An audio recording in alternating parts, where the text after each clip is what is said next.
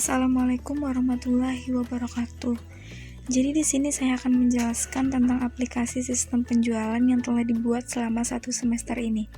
Aplikasi ini merupakan aplikasi yang bisa menyimpan beberapa data untuk sebuah transaksi penjualan.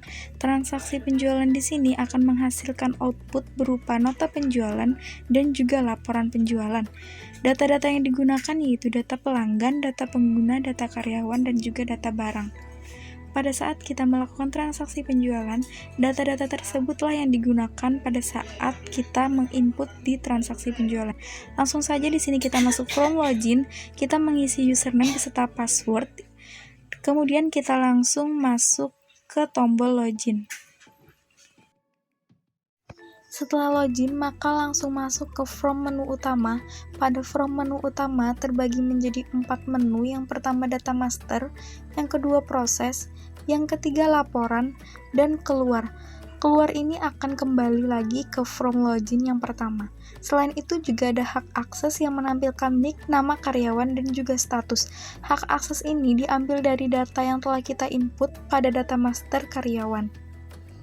Untuk data master sendiri terbagi menjadi 4. Yang pertama data karyawan, data pelanggan, data barang, dan juga data pengguna. Untuk proses ada transaksi penjualan, dan untuk laporan ada laporan penjualan. Langsung masuk ke data master data karyawan.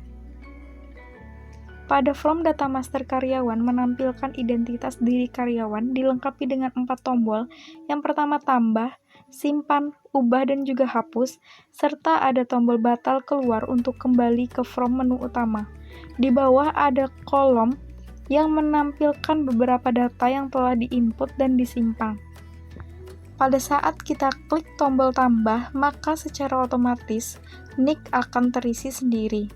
Sedangkan untuk nama karyawan, tempat lahir, tanggal lahir, agama, jenis kelamin, alamat, kode pos, telepon, bidang kerja, tanggal masuk kerja, serta status kita isi secara manual. Untuk tanggal lahir di sini kita tinggal menyesuaikan, kita tinggal memilih,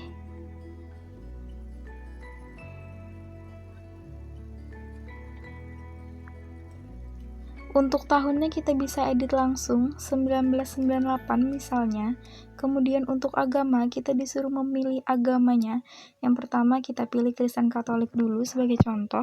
Kemudian jenis kelamin perempuan, alamat kita isi secara manual.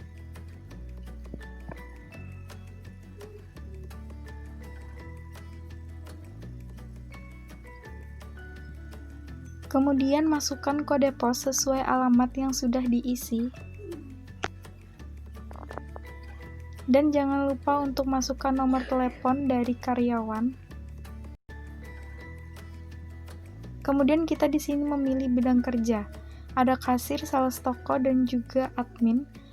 Kemudian kita pilih tanggal masuk kerjanya dan kita klik status dan bisa kita simpan, maka akan muncul informasi data karyawan berhasil disimpan. Kemudian kita klik OK.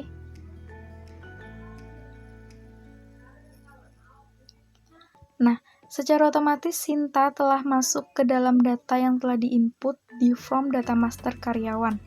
Kemudian kita coba hapus, maka akan ada pertanyaan yakin hapus data Anda, kemudian kita klik OK. Data-data ini akan masuk secara otomatis pada database yang telah kita buat di localhost. Kemudian di sini kita kembali ke data master pelanggan, melampilkan identitas pelanggan, sama seperti sebelumnya dilengkapi dengan 4 tombol, ada tambah, simpan, ubah, dan juga hapus. Di kolom bawah juga terdapat data-data yang telah kita simpan sebelumnya. Dan pada saat kita klik tombol tambah, maka secara otomatis kode pelanggan akan muncul, sedangkan nama pelanggan, alamat, kota, dan juga telepon kita isi secara manual.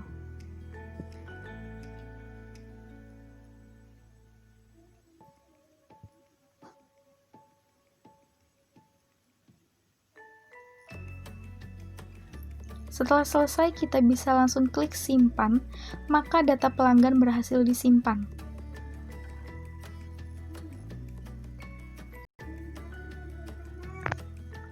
Setelah itu kita coba ubah data dari Sari yang tadi, maka secara otomatis pada identitas pelanggan kita bisa mengeditnya menjadi Sungai Jingah, misalnya pada data alamat, maka nanti akan muncul Sari.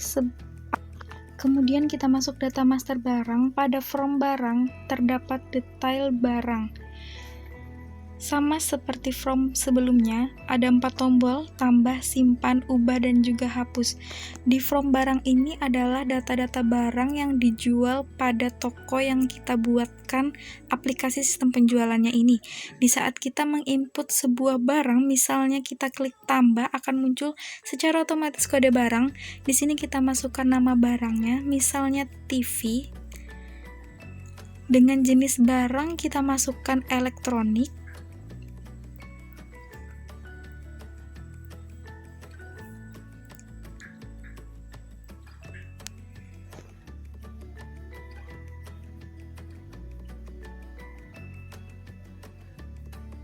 Kemudian isi merek barang. Di sini saya mengambil contoh Samsung dan masukkan harga dari satuan barang tersebut.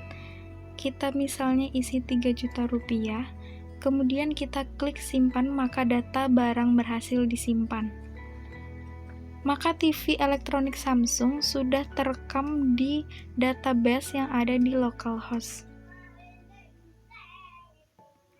Kemudian kita bisa masuk ke data master pengguna. Pada from pengguna ini ada detail pengguna, sama seperti sebelumnya terdapat 4 tombol dan juga ada tombol batal serta keluar untuk kembali ke from menu utama. Pada saat kita klik tombol tambah, maka akan secara otomatis muncul kode penggunanya. Kita tinggal pilih nicknya sudah tertera, kita tinggal memilih. Untuk nama karyawan sudah muncul secara otomatis sesuai dengan nick yang kita pilih. Untuk username, password, dan juga tambah data bisa kita isi secara manual.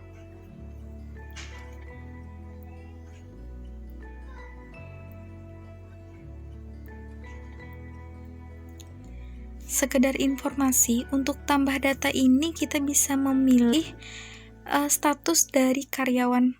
Misalnya di sini kita ambil kasir. Kemudian kita klik tombol simpan, maka akan muncul informasi data pengguna berhasil disimpan. Setelah itu kita lanjut ke transaksi penjualan. Di sini ada identitas toko yang kita bikinkan sistem penjualannya, kemudian ada detail transaksi dan juga detail pelanggan. Untuk detail transaksi di sini pada saat kita tambah, maka nomor nota akan muncul. Kita pilih untuk tanggal transaksinya, maka secara otomatis bulan transaksi dan tahun akan muncul. Untuk detail pelanggan, kita bisa memilih kode pelanggan, maka akan muncul secara otomatis nama, alamat, kota, dan juga telepon. Kita di sini memasukkan kode barang secara manual. Untuk nama barang dan juga harga nanti akan muncul secara otomatis. Kemudian kita langsung isi berapa jumlah yang kita beli, kemudian untuk harganya langsung muncul secara otomatis. Nah, kita tinggal mengisi pembayaran, misalnya 900.000 kita bayar 1 juta, maka untuk kembaliannya akan muncul secara otomatis. Setelah itu yang terakhir adalah kita bisa mencetak nota, akan muncul data transaksi penjualan berhasil disimpan. Lanjutkan cek nota, kemudian kita klik OK, maka akan muncul nota penjualan berdasarkan transaksi yang telah kita buat sebelumnya. Inilah desain dari nota penjualan, di mana ini merupakan output dari transaksi penjualan yang telah diinput di form transaksi penjualan. Kemudian kita lanjut untuk laporan penjualan. Di sini from cetak laporan penjualan kita disuruh memilih untuk jenis laporan yang akan dicetak. Kemudian ada tanggal dan juga tombol cetak laporan. Di sini kita ambil contoh laporan bulanan, kemudian kita masukkan tanggal.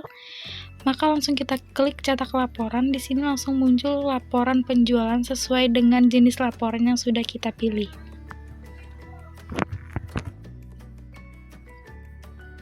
Sekian dari saya.